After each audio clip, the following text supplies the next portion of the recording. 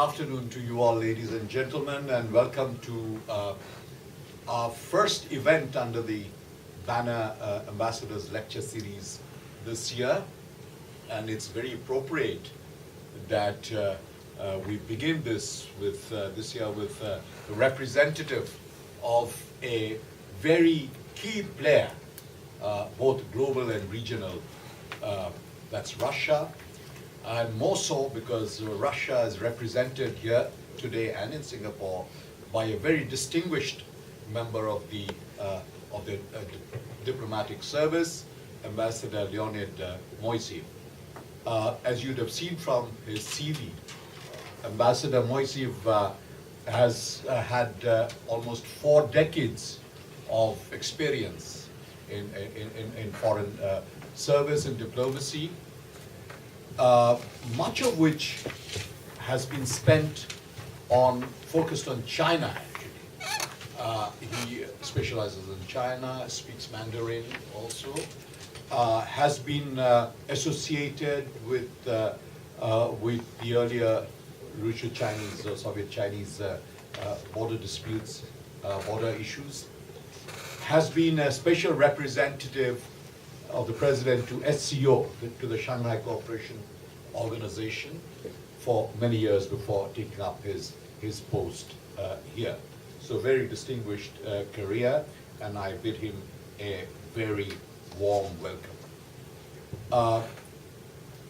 Needless to say, we're all aware that Russia in all its forms, I mean for centuries, has been very deeply associated with South Asia. The Near East of Russia, of course, I mean, that's where the Mongols, etc. came from.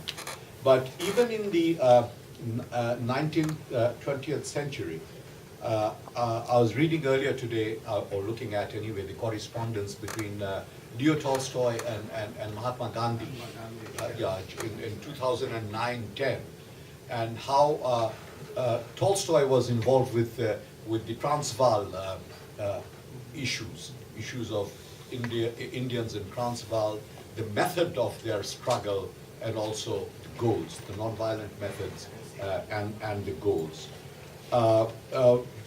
What has always found resonance among South Asians is Tolstoy's War and Peace, for instance. Of course, it's apparently about the Napoleonic Wars and all that, Solferino, etc., Moscow.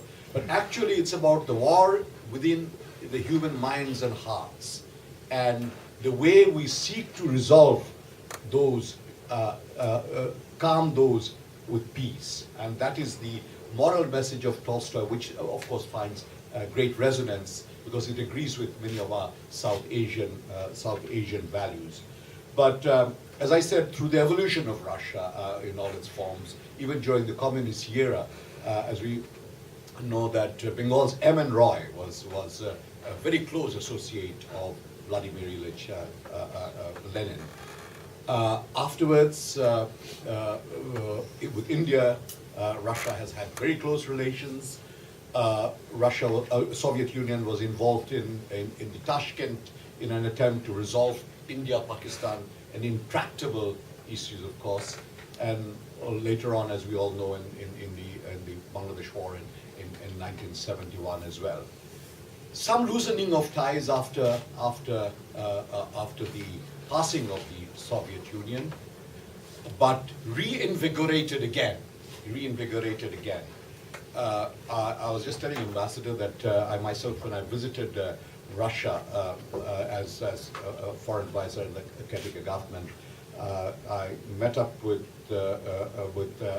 Lavrov, Sergei Lavrov, my colleague, counterpart, whom I knew very well in New York earlier. He's a man of prodigious parts, really, and very sharp intellect, very bright man with a very strong sense of history. And he was telling me that they are extremely interested in resuscitating these relationships with South Asia. Lavrov himself began his career in Sri Lanka, and he speaks Sinhalese actually.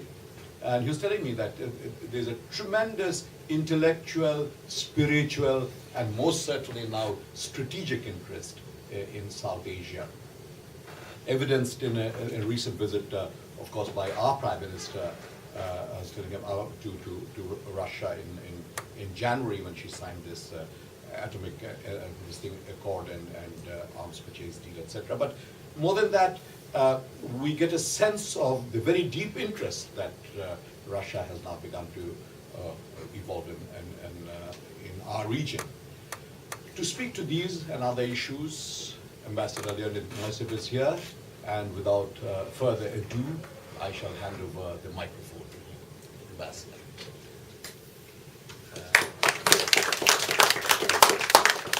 Thank you. It's a great privilege for me to speak to you today. Well, as you understand, I am not a big specialist on South Asian affairs, but through my latest assignments, especially during the Shanghai Cooperation Organization, I had to travel a lot through Central Asia, former Soviet Central Asia, and the Shanghai Cooperation Organization includes now both Pakistan and India as observers. Sri Lanka is a dialogue partner in Shanghai Cooperation Organization, and there are some other aspiring countries from South Asia who want to join also this Shanghai Cooperation Organization. Well, I want to give you a little bit, I'd say, biased view, my biased view. All right. Yes, of our relations with South Asian countries. Well, it was my idea, 6 centuries of successful cultural and economic exchanges. Well, the first direct contact between Russia and India was at the second half of the 15th century, when a very ambitious Russian merchant spent 3 years traveling to India and back to Russia. And so that was the first, at least historically established contact between our countries, between two vast regions, and what was even more important, it was a cultural and economic contact. And for many centuries, Russia, like many other European countries, was fascinated by India's culture, religious, and spiritual life. And especially in the 19th century in Russia, there was a vogue, yes, everybody, especially in the high society, were in this and that respect paying tribute to India's theosophic works, first of all. And Russia was also home to very significant and very prominent scholars who worked especially on Buddhism and Islam.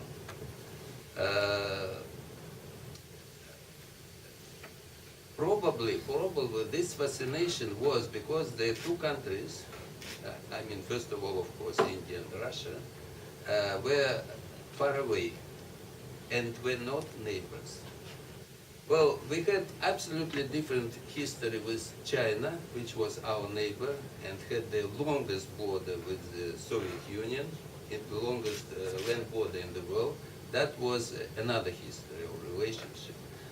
We had another history of relationship with India, which also had a small but very difficult border with Russia. India was something which was far away. Well, Himalayas were the natural border, but very interestingly, Russia, especially in the old Russia, the Russian Empire period, tried to venture also into this region. Well, you know that we had in the 19th century, we had a very famous Russian historian who said that the history of Russia, Imperial Russia, was the history of expansion. And that's right to a certain extent, because Russia from the very beginning was expanding. Now is the biggest country in the world, both the biggest European and both the biggest Asian country. And the end of the 18th, beginning of the 19th century was a time of the big or grand game between the British Empire and the Russian Empire. And Russia had several unsuccessful attempts to encroach on the British interests in India. They were, I'd say, very bizarre attempts. Especially during the Napoleonic War, we had a very interesting Russian Tsar who was absolutely against England, which was our natural ally against Napoleon. And he, well, because he didn't like England, he sent several Cossack regiments to conquer India, directly from Russia. The British envoy to St. Petersburg immediately organized a coup, and this Russian Tsar was killed. And the Cossacks were brought back, yes. So that was the first Russian bizarre venture into the South Asian continent. The second one was during the 19th century when Russia tried to expand in the southern direction, and of course the first and natural, the closest way was through Persia or Iran. And it ended in 1907 when Russia and the British Empire, the two emperors met and they established a sort of status quo. Russia was allowed to be present in the northern part of Persia, and the British Empire kept the southern part of Persia, and Afghanistan, which was the way to India, Afghanistan was kept neutral. The second such agreement, very interestingly, was at the beginning of the Second World War in 1941, when Stalin and Churchill agreed to occupy Iran. The British occupied Iran from the south, the Soviet Union occupied Iran from the north, and that was a very practical step to ensure British Lend-Lease military convoys to go to Russia via Iran. So that was probably the closest Russia came for South Asia. Russia, after the revolution in Russia, Russia was very supportive of anti-colonial movements in Asia, and the sympathy grew, especially with the Indian struggle for independence. And after 1947, yes, Soviet Union was one of the first countries to recognize Indian independence. Russia really was very prominent at that time in South Asia, and really probably the pinnacle of Russian influence was in 1965, 1966, during this war between Pakistan and India, when the Russian Prime Minister, Mr. Kosygin, brought two leaders of two countries together in Tashkent, that was in the Soviet Union, and the declaration between the two countries was signed, which was probably the foundation for further development of relations between Pakistan and India. Well, frankly speaking, India was always viewed by the Soviet Union through different, I'd say, through a relationship with other major players in the world. First of all, China, then the United States, and after that, probably to a certain extent, Pakistan. Well, India was very important for us, for the Soviet Union, especially during the bad period of our relationship with China, as a natural counterbalance to China. That was obvious. And we were also at that time viewing India and probably Indonesia as the most important place in the um, non-aligned movement, which was considered to be anti-imperialist and to a certain extent a supporter of Soviet political goals in this part of the world. That was especially when the relationship with China was absolutely at the lowest level. And Russia exerted a certain influence on the peninsula. And one very interesting example, the Chinese chose to go to war with India when both the Soviet Union and the United States were engaged in this Cuban crisis. So they couldn't do anything about, because they were practically on the brink of war with each other.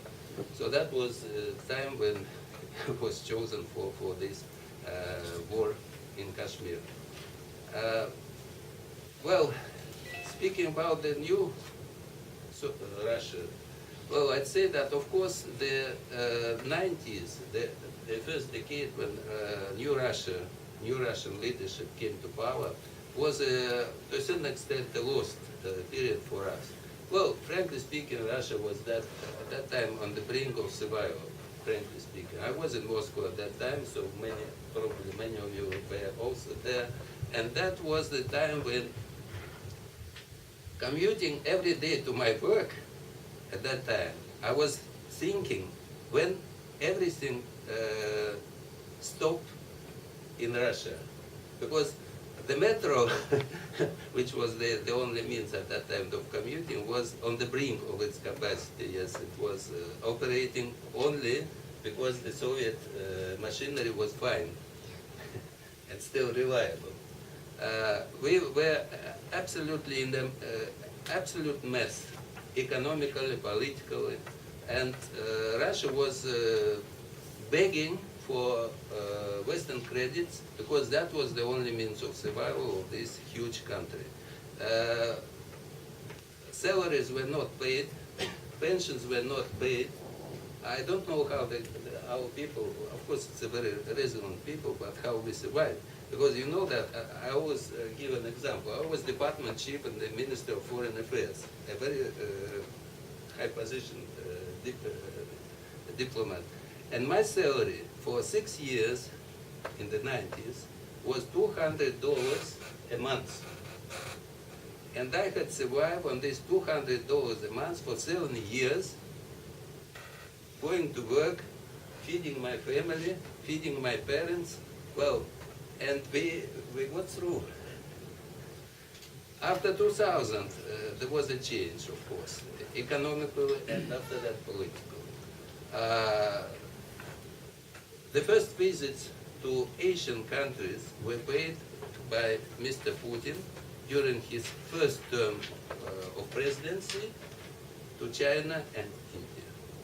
That was very evident signal that these two countries are our key partners in Asia.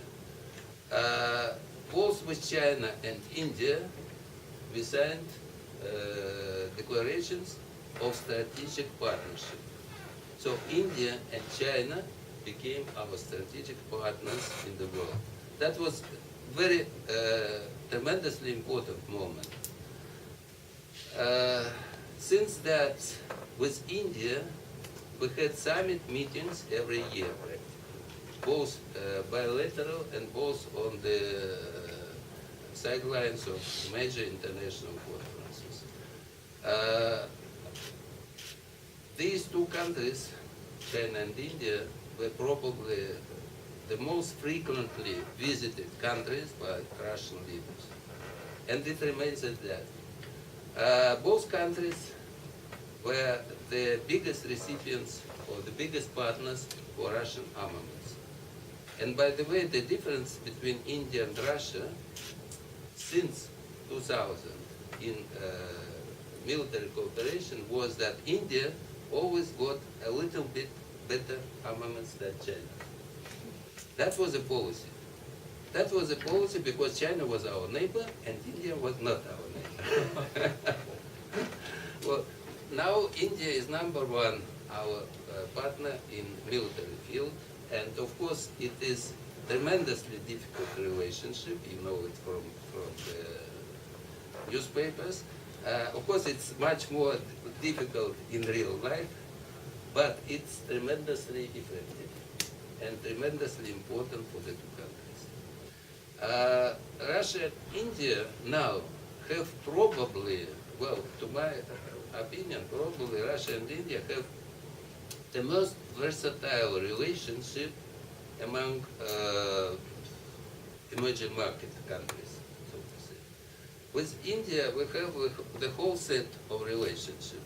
I've mentioned already the military sphere, and the military sphere includes also the military maneuvers, yes, and training. Yes, we also have very important relationship in heavy industry, especially in power generation.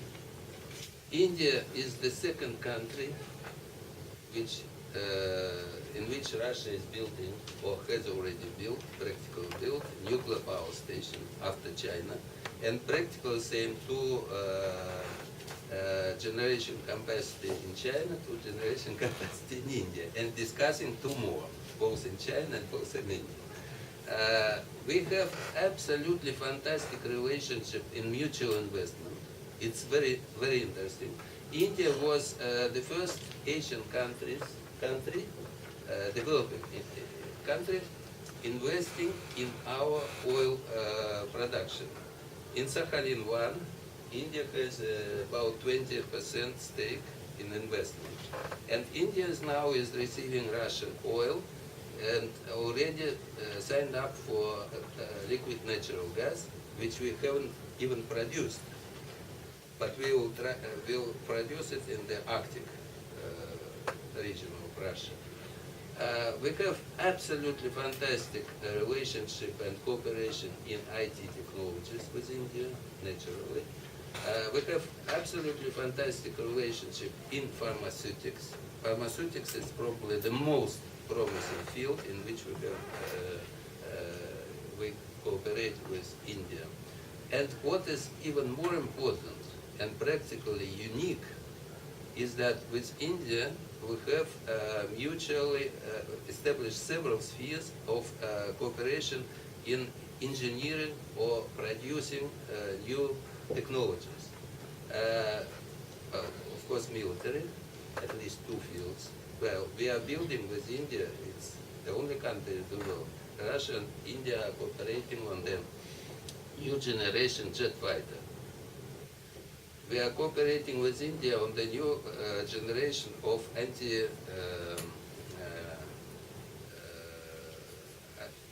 of missiles, yes, BrahMos, yes. Well, these are the missiles which the first version were delivered to China, but this will be a more advanced version. We are cooperating with India in various fields of fundamental sciences. So it's a tremendously important relationship. Well, unfortunately, the trade volume with India, between Russia and India, of course, it's not very big. It's a little bit less than 10 billion US dollars. So it's, for example, in comparison with China, it's 10 times smaller. But China receives 15 million tons of Russian oil every year. So this gives the biggest constitutes the biggest part of our trade. So relationship with India is fantastically important for us, and it's fantastically versatile. I've already said that it's probably the most versatile relationship between two emerging, so to say, two new countries. We also work very closely with international organizations with India, because India and Russia have practically similar or very close positions on the major international issues. Well, the organization in which I worked for 6 years before coming to Singapore, Shanghai Cooperation Organization, well, India is an observer state, and 2 years ago, Indian Foreign Minister sent a letter to all our countries, SCO countries,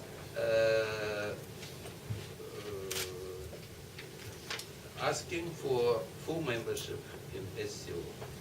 The problem, of course, is that Pakistan is also an observer state in SCO, and well, everybody understands that if we make any decision of enlarging the organization, we'll have to take simultaneous decision on the two countries. So for 2 years, the application is there. So for 2 years, this is a very promising new development within SCO.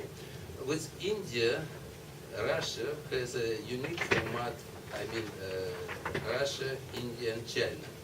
It's a format of dialogue which nobody believed would work, but nevertheless it is working, and it is already well developed into a more sophisticating discussion, because it's now not only global exchange on global political issues, but it's also turning as a very useful venue for discussing the practical spheres of cooperation. For example, India is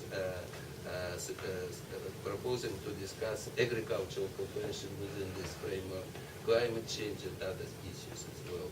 Well, Russia and India are together the founding fathers, BRICS, which is also a very interesting international body which developed from practically only discussing the G20 agenda into a more sophisticated international venue. So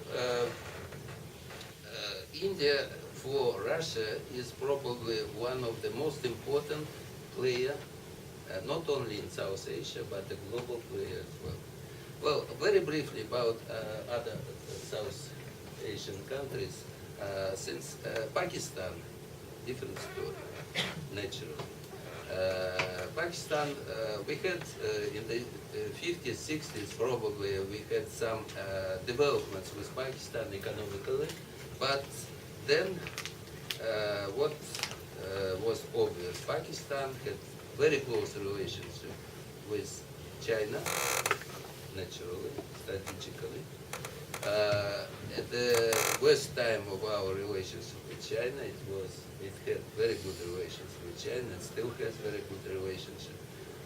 Pakistan had very close relationship with the United States, and then the Afghanistan, well, Soviet Union went into Afghanistan, and Pakistan was de facto an enemy, direct enemy of Soviet Union, because all the Taliban were trained in Pakistan.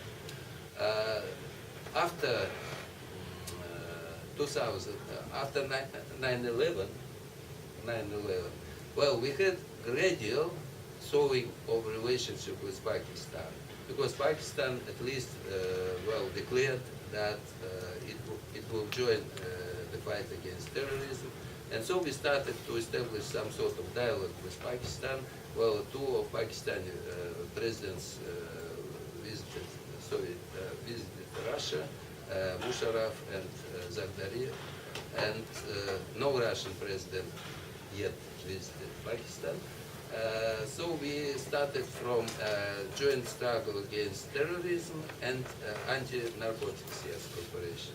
So these are probably the two main issues of our dialogue with Pakistan now. With your country, with Bangladesh, it's a very robust relationship now. Well, I understand that you signed the consular document when you visited our country. We have very interesting relationship with Bangladesh, especially in energy sphere. It's Russia is assisting Bangladesh in developing of power generation capacity. About 20% of power generation in Bangladesh is produced by the Soviet or Russian-built plants. We have now cooperation in drilling for gas in Bangladesh.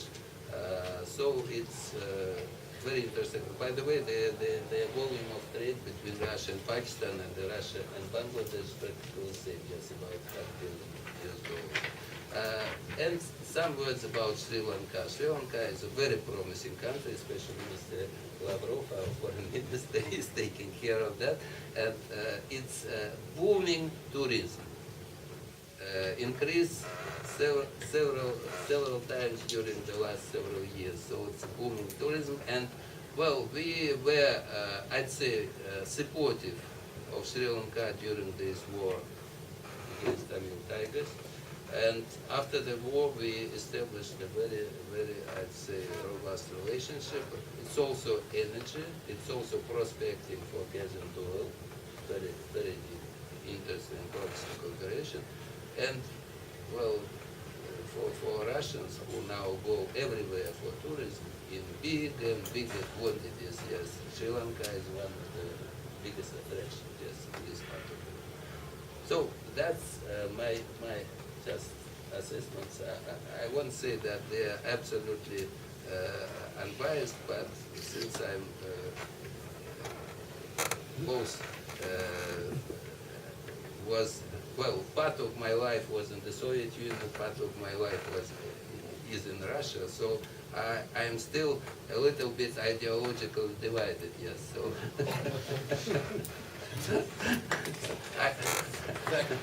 Thank you, Ambassador. It was not ideological divided, but ideological balance. Balance is the word. I mean, very succinctly put six centuries of relations between these two very important regions. I mean, the Russian region, both in the form of Soviet Union or even earlier, the Russia, and then the Indian region, South Asia, and then you went into descriptions with individual key countries of South Asia, and this is something that I know for certain. Yeah, it's true that I did sign the consular agreement when I went to Russia, and we started discussing the nuclear power agreement as well. And in power generation is an area when Russia has taken very great interest. Anyway, the floor is now open for the Q&A session. I will invite questions. I would request that you keep it short. I'd also request that you identify yourself as you ask the question. Yes, sir. Surya from ISAS. So how do you manage to have good and excellent relations with China by selling relatively inferior weapons to China compared to what you sell to India? And secondly, how did Russia befriend China after all that had happened earlier? Okay, while you answer that, you might all think up other questions, because then we'll take in twos and threes, but you might wish to answer Mr. Suryanarayan. Well, I mentioned this about it's not inferior, it's custom-made. One weapon is custom-made for China, another weapon is custom-made for India. I'm not saying that it's very inferior, but you know that from the point of security, the country which is your neighbor and the biggest neighbor has to be approached in one way. And the country which is not your immediate neighbor can be approached in a different way. Yes, and with China, well, frankly, it's very, well, someday probably somebody will write a book about our military cooperation with China, because, that was an epic story, because it started even when we haven't normalized fully our relationship, because the Chinese were desperately needing, especially warplanes, yes. And I was in Beijing at that